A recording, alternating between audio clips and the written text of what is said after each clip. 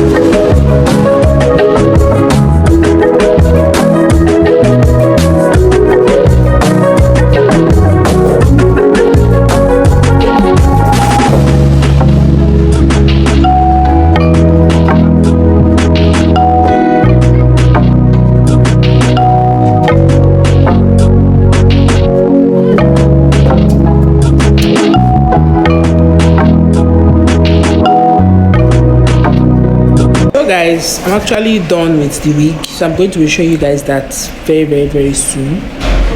Although I've not straightened it because I'm finding it difficult to use my hand dryer to blow dry, so I think I'm going to take it to favor later, maybe this week or next week, for her to straighten it for me. But until then, stay tuned, and subscribe.